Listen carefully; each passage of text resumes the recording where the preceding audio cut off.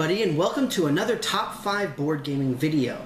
Today I'm going to be talking about what's sort of an open question type of category that's a little bit out of the objectivist thing, and this is much more subjective than some of the other ones I've done, where I'm going to be talking a little bit about games that I feel are not necessarily overhyped, but just go away type of games, where we see so much of them. We see a ton of expansions, we see a ton of different iterations, things of that nature, where we just keep seeing the same names of these same games over and over and over, or same genres, things of that nature. So very interesting subject. I'm very anxious to hear what you all have to say about it as well. So please, as I'm talking, after you watch it, whatever it is, put your thoughts in the comments below. We'll see how it goes. I hope that it's going to be very interesting for you. I know it's going to be pretty fun for me. So with that, I'll go ahead and get started with a couple of honorable mentions.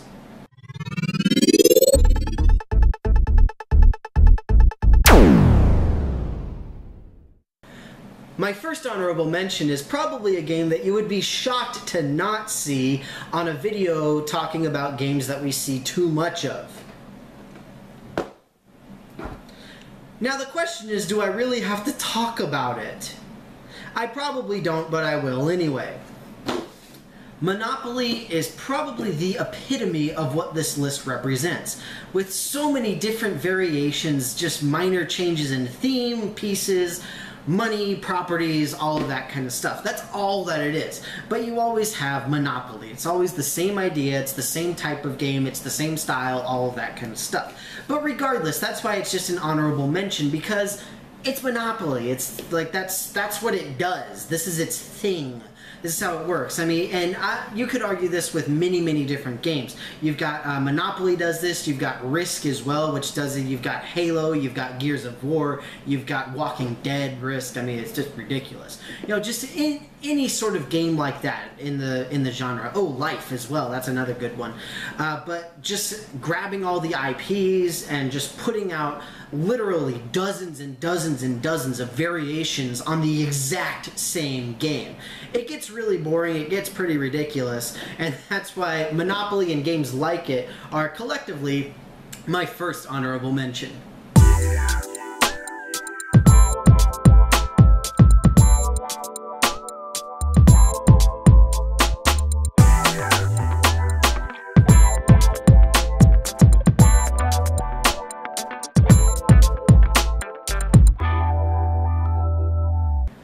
My second honorable mention is actually sort of a game category or a game genre more than anything else.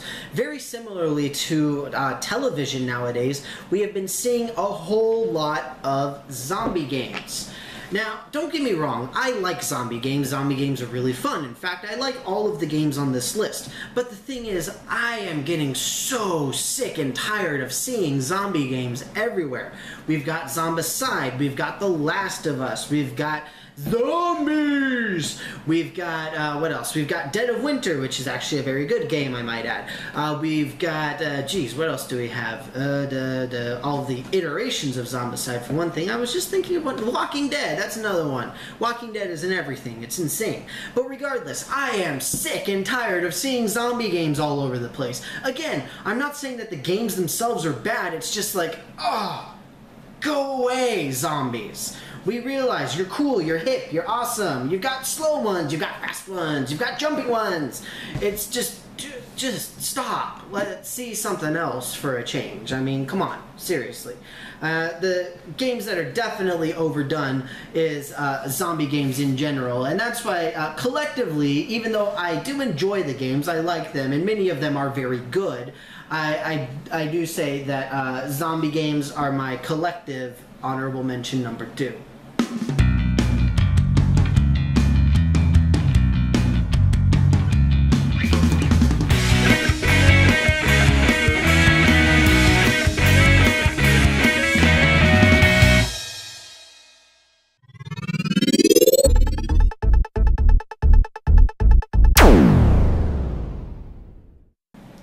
At number number 5, I've got a game sort of series that I really do enjoy, but has come under sort of the plague of so many expansions and several different iterations that it's not really getting frustrating, but it's kind of maybe a little bit getting boring. But again, I do like all of these games. But regardless, at number 5, we've got Power Grid. Now, I do have the original Power Grid here, and I also have Power Grid First Sparks. Now, don't get me wrong, again, both of these are great games. I enjoy both of them, but the thing is that they have so many expansions, particularly for that's not the original, this is the original one. The original Power Grid, you've got maps for all over the world. You've got the Robots expansion that adds single-player capability, which, I mean, obviously it's not a bad thing, but I mean, you can go into friendly local game shops and you can see nearly entire shelves full of just Power Grid stuff. It's insane. It's just ridiculous. There is so much of it. I mean, going with what works is one thing, but milking the cow is a completely different thing. And that's why, for me personally, I've stuck with the original of both games. I actually don't have any expansions for Power Grid, and frankly, I don't feel that I need them.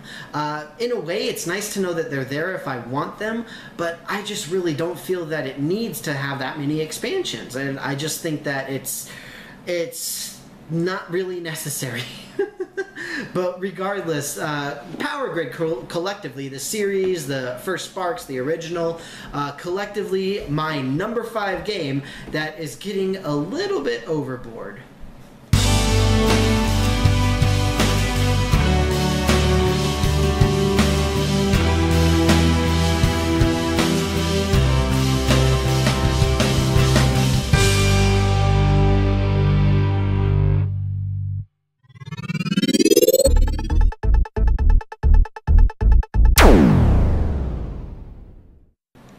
Number 4 is a classic game of strategy and placement and resource management and all sorts of stuff like that. That has exploded into essentially what you could call just everybody's living rooms. Basically, you can get it at Target and Walmart and all these kinds of places. But overall, the game is Settlers of Catan. Not only do you have Settlers of Catan, but you've got different variations of Settlers of Catan, one of the most popular probably being Star Trek, which, I mean, it adds cool stuff, it's nice, but you've also got things like the Struggle for Catan, which is the 2-player variation. You've got things like the relatively recent Settlers of Catan Ancient Egypt being released. You've got Seafarers of Catan. You've got all sorts of random iterations that adds... Yes, it adds a bunch of stuff, but it comes down to what are you going to play with? What are you actually going to use? With so many different things available, it becomes an enormous question with a gaming group of, are we just going to play the old boring one? Yes, let's just play the old boring one because it's great. There's nothing wrong with it. It's perfectly fine. See, look, this is even the old version of the box. I don't even need the new version of the box. It's perfectly fine. You don't need to have all the big fancy expansions or the other IPs attached to it. You don't need that stuff. Now, don't get me wrong, some of them do add some really cool mechanics, and I like them. Again, I do like these games, but it's just... I mean, the original is just fine on its own. It doesn't need anything else. It's perfectly fine. So, number 4, the overhyped game, or the overdone game, for me, is Settlers of Catan.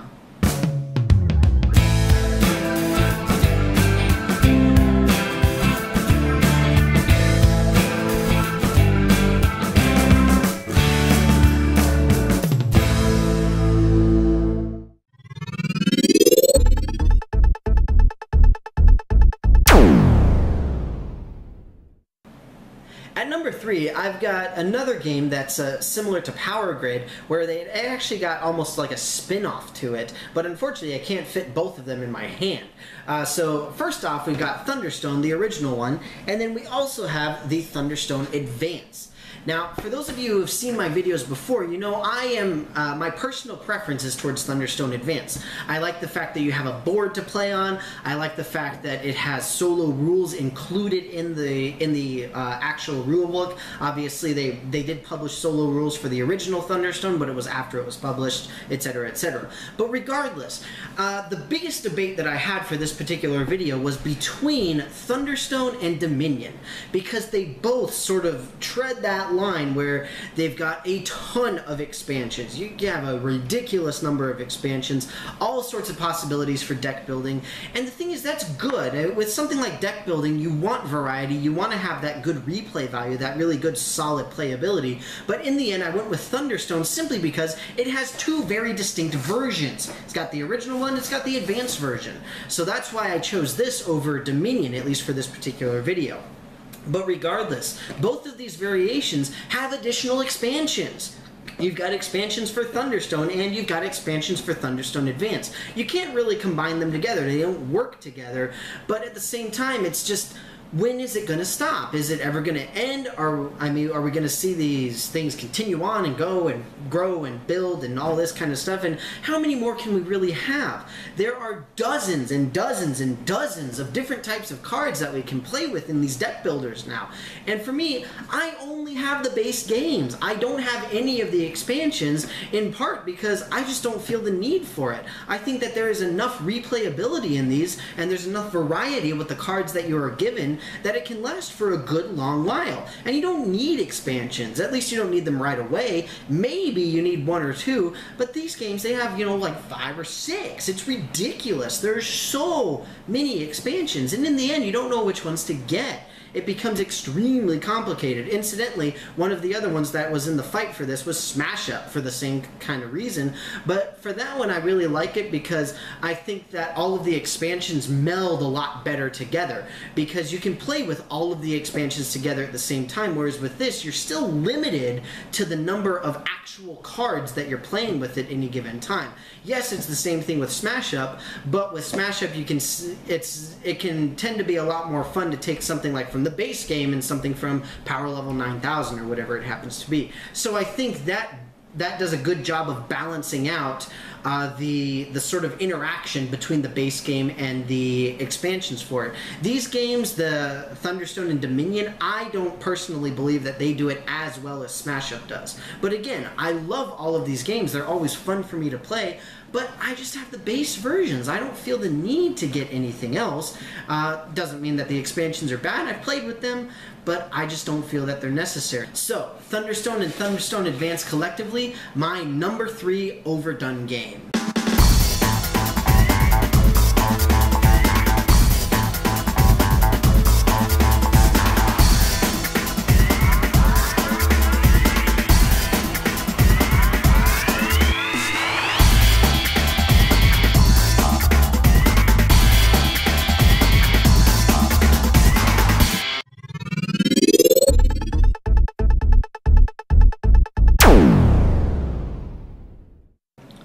At number 2, there's a game that I have only relatively recently acquired, and the thing is that part of the idea for this video came from this game, because as I was trying to buy it, trying to find what I wanted, then I realized there are so many different variations to this one game that it was very difficult to pick which one I wanted to get. The game itself is Axis and Allies. Now again, just like with all of the games on this list, I enjoy the game. This is a great game. It's a ton of fun to play. But I personally have Europe 1940 2nd edition. There's Europe 1941. There's Europe 1942. There's Pacific 1940, I believe. I think there's 1940. There's Pacific 1941. There's Pacific 1942. There's just so many different versions of this game, and they're all just slightly different. They're different enough to where they're a different game. Now, some of them are actually on a much smaller scale, don't get me wrong, but a good portion of them are this like original large-scale big battle type of games. So when I was trying to buy this, it was honestly difficult for me to just get the game because I wasn't sure which one to get. I honestly didn't know because there were so many different variations on it. And I couldn't see any real difference aside from the most basic difference of Europe versus Pacific.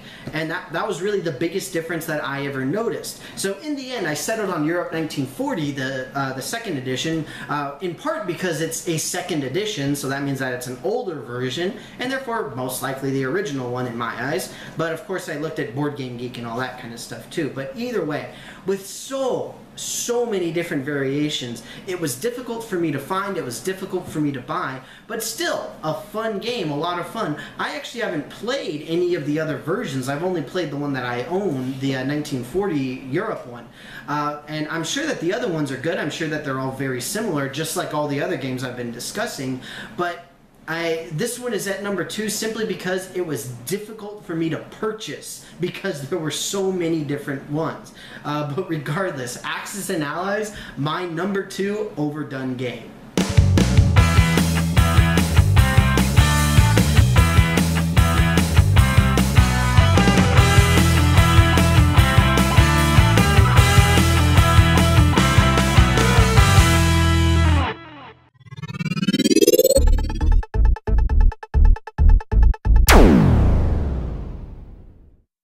At number 1, I've got a game that may or may not be surprising to you all, but for me, it is, obviously, this is the most overdone, ridiculous, over-the-top game that you can possibly find.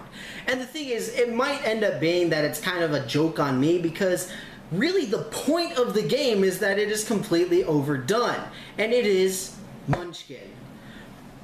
This is so ridiculous. Not only do we have the card game, the basic card game, but we also have the board game, Munchkin Quest.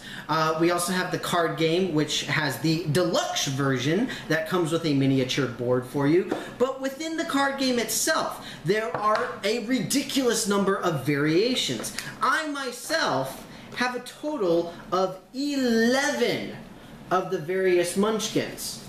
All different sorts. Just random ones. Just various ones. The base game has something like 12 expansions for it. And not to mention things like Munchkin Cthulhu has its own expansions. What else? Good, the Bad, and the Munchkin has its own expansion. Zombies does. I don't think Impossible does. Star Munchkin does. Super does. Munchkin Foo does. Booty does. Bites does. Munchkin Legends I don't believe does.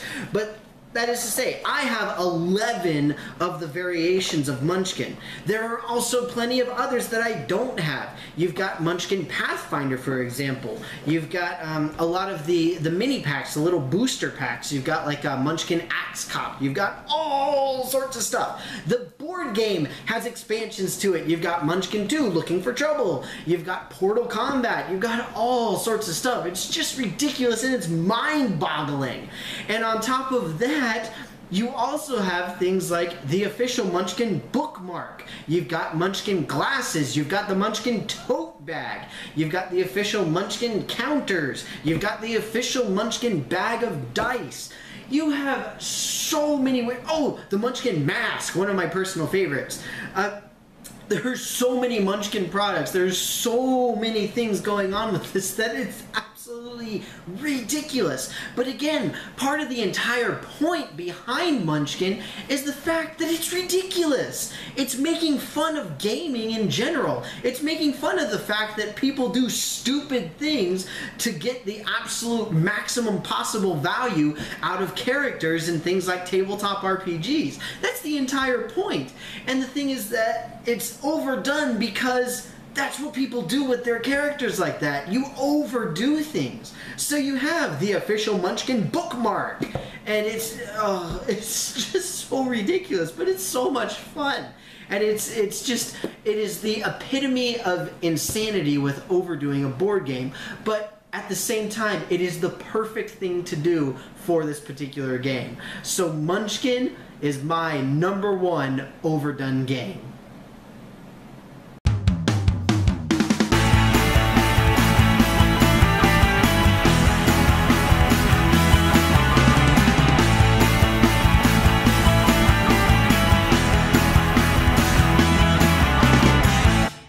So that's it for me, everybody. I hope that you enjoyed my video on my top 5 overdone games, whether it's a genre being completely overwhelmed with a whole bunch of different games, or single games getting different expansions and minor variations to them, whatever it happens to be. I hope that you liked it. I know that it was really fun for me to make, but regardless, make sure that you put your own thoughts into the comments below, whatever games that you think are overdone, maybe even overhyped, something that you liked but that you thought you would like but didn't really like, all of those kinds of things. You know, just variations on the theme. Again, this is probably one of my most subjective videos that I have ever made before, and it's definitely something that I am anxious to hear conversations on from you guys and discussions from you all. But with that, thank you again very much for watching. I do hope that you enjoyed it, and I will see you next time. Thank you very much again for watching my top 5 overdone board games and genres. Are there board games and genres that you do not want to see on release schedules anymore? Are you sick of hearing yourself say, "Oh, not another one of those"? Well, please feel free to put those in the comments below. I would love to hear about them. And in addition, as always, there's a few of my other videos linked up at the top of the page. And if you want to see more in the future, click on that big giant subscribe button. But with that, thank you very much again, and I will see you next time.